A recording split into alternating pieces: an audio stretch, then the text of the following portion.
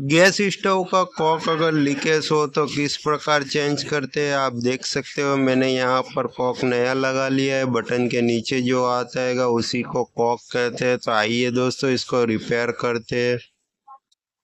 Gas stove को repair करना है तो पहले उसका कहाँ से लीकेज है वो आपको समझना पड़ता है। जिस प्रकार लीकेज होता है उसी प्रकार दोस्तों गैस स्टोव में अगर खाना पकाने के टाइम पे वहाँ पर जहाँ से लीकेज होगा बारीक लीकेज होगा भी तो भी वो आग पकड़ लेता है। उसी से पता चल जाता है कि यहाँ से लीकेज है।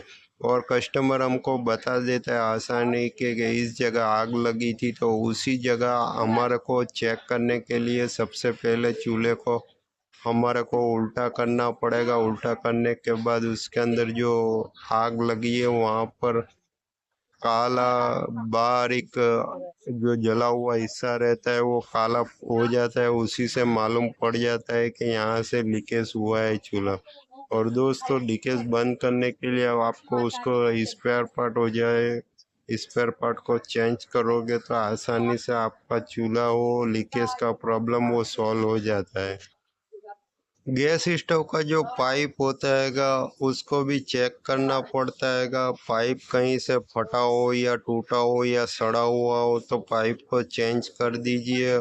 और बाद में दोस्तों दूसरी बारी आती है कि बोतल में जो रेगुलेटर लगा रहता है उसी रेगुलेटर को भी चेक करना पड़ता है। वहाँ से बदबू आ नहीं रही है बाटला का वाइसर चेक करना पड़ता है। यही प्रकार होते हैं अलग अलग जो लीकेज का प्रॉब्लम उसमें उत्पन्न होता है। उसको बंद करने के लिए दोस्तों लीकेज को आपको पहले पकड़ना पड़ेगा कि किस जगह से बास आ रही हो, किस जगह में ये फॉल्ट है, किस जगह प्रॉब्लम है। उसी प्रॉब्लम को सॉल्व करने के लिए आपको दिमाग लगाना पड़ेगा, तब जाके आपका काम आसान होगा।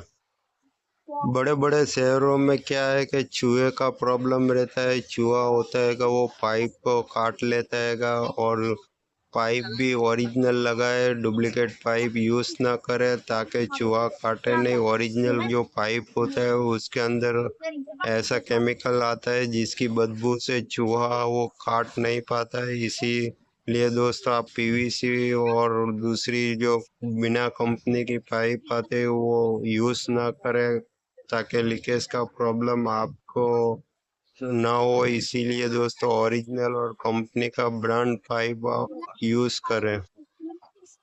हमने पूरा पाइप निकाल लिया है और लीकेज किस प्रकार चेक करते हैं मैं आपको दिखाता हूँ। इस प्रकार मुंह से हम चेक करते हैं, हमारे तरीके से चेक करते हैं। इसमें अगर लीकेज का प्रॉब्लम होता है तो जो जीबान में प्रेशर हम भरते हैं कि वो जीबान चिपकती नहीं है अगर लीकेज होता है तो।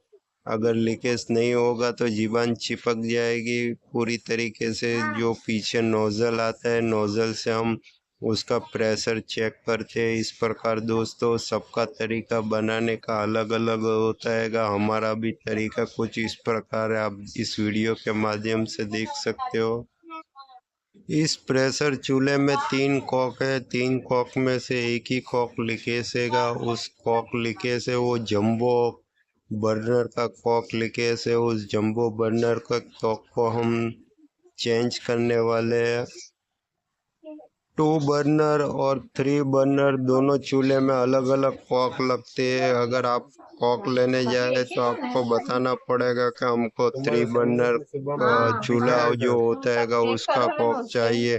3 बर्नर चूल्हे में जो कॉक आता है वो चूड़ी वाला कॉक आगे से लगता है। उसका सुराग कॉक का बड़ा रहता है। और जो 2 बर्नर का कॉक आता है वो रेगुलर रहता है।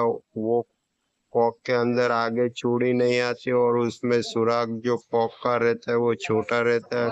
इसी प्रकार कॉक जो आप चेंज करने वाले होते हो उसी कॉक को मार्केट में सैंपल के तौर पे ले जाओगे तो वो मार्केट से आपको मिल जाता है। और आपको इसका नॉलेज हो तो ही आप घर पर रिपेयर करने, वरना आपको नॉलेज ना हो तो आप टेक्नीशियन के पास ये चीज़ रिपेयर करवा सकते हो।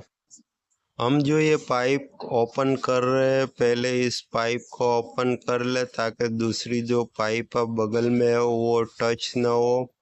ये पाइप खोलने के लिए आपको इसके अंदर 12-13 नंबर का पाना चाहिए, जो ये आसानी से पाइप खुल जाता है। फिर दोस्तों इसका कॉक खोलने के लिए आप ऐसे जो प्लम्बर के पास पाना रहता है, ऐसा पाना आपको लेना पड़ेगा पंचिंग की मदद से। इस प्रकार फिट करने के बाद आप इस कॉक को ऐसे घुमाकर खोल सकते हो। जिस तरफ घुमाना चाहिए उसी तरफ घुमाकर खोलेंगे।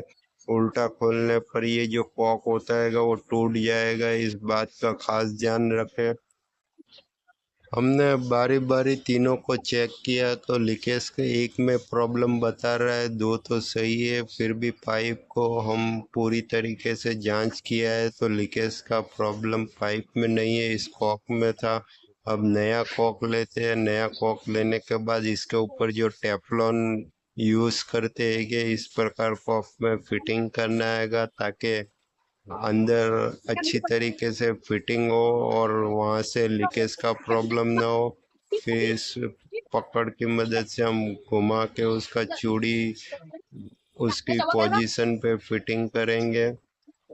इस कॉक को फिटिंग करने के लिए दो प्रकार आते हैं कि एक प्रकार होता है जो कंपनी से वो वाइसर का प्रकार होता है और दूसरे प्रकार होता है वो ये टेफलॉन यूज़ करने के बाद इसको फिटिंग किया जाता है। ये दो प्रकार होते हैं कि इस कॉक को फिटिंग करने के लिए। मेरे को तो ये टेफलॉन का जो फिटिंग होता है वो पसंद आया है, इसमें लीकेज का प्रॉब्लम नहीं होता है। और जो वाइसर वाला प्रॉब्लम होता है, इसको जितना टाइट करेंगे उतना वाइसर वो नरम होता है, एल्यूमिनियम होता है। तो वाइसर में कभी क्या होता है कि ज़्यादा टाइट करने पर वाइसर जो होता है वो फट जाता है और टूट जाता है और लीकेज का प्रॉब्लम रहता है। तो दोस्तों हमको तो पसंद है ये टेफलॉन वाला हिस्सा, जो टेफलॉन से फिटिंग करने पर लीकेज का प्रॉब्लम अक्सर 100% नहीं होता है, इसीलिए हम इस टेफलॉन को यूज़ करते हैं। आप लोगों ने अगर सर्विस चूल्हा किया हो लेकिन आपका तरीका मेरे को नहीं मालूम होता है और मेरा जो तरीका रिपेयरिंग का है वो आपको नहीं मालूम होता है, तो इसी वीडियो के माध्यम से हम एक दूसरे एक जो चूल्हा होता है किस प्रकार कौन सर्विस करता है उसी से नॉलेज लेते हैं और जो स्पेयर पार्ट जिस प्रकार अंदर यूज़ करते हैं उसी प्रकार हमको वीडियो के माध्यम से जानकारी मिलती है कि किस प्रकार खोला जाता है और किस प्रकार फिटिंग किया जाता है। वो सब सीखने को इस वीडियो के माध्यम से मिलता है। इसके अंदर जो निप्पल आती है कि निप्पल को भी हमने खोल के चेक करना है कि निप्पल जाम नहीं है। अगर निप्पल जाम होती है तो गैस जो उड़ता है वो उड़ता है और उड़ने के वजह से हमको बदबू आती है कि गैस की। तो निप्पल जितना हो सके उतना पूरा साफ सफाई रखे। निप्पल अगर साफ रहेगा तो आपका गैस जो होता है वो तेज जलेगा और तेज जलेगा चूल्हा तो खाना भी जल्दी पकता है। इसीलिए दोस्तों अगर पुरानी निप्पल जाम हो चुकी हो तो उसको नया निप्पल यूज़ करें ताकि आपका चूल्हा हो सर्विस करना हो बहुत बेहतर और अच्छी तरीके से हो।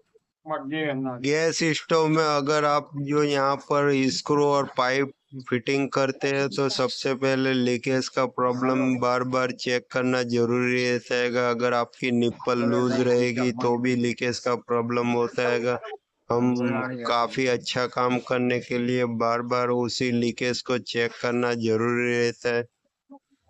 अंदर निप्पल होती है कि निप्पल को पूरी तरीके से क्लीन करें। आपके पास सुई हो या तार वाला हिस्सा हो तो निप्पल के अंदर फंसा के, और आपके पास अगर ब्रश हो तो ब्रश की मदद से पूरी तरीके से ये सफाई हो जाएगा। निप्पल में जो सुराग आता है एकदम बारीक सुराग होता है, बारीक सुराग की वजह से आपको बारीक काम करना पड़ेगा उसको सफाई करने के लिए। और हमने कंप्लीट इसको निप्पल को किया है। अब इसके अंदर जो कॉक के अंदर एल्यूमिनियम का पाइप है उसको भी हम टाइट करेंगे। उस टाइट करने के लिए आपको एक पाने की जरूरत पड़ेगी जो उसी साइज का होना चाहिए बोल्ट के।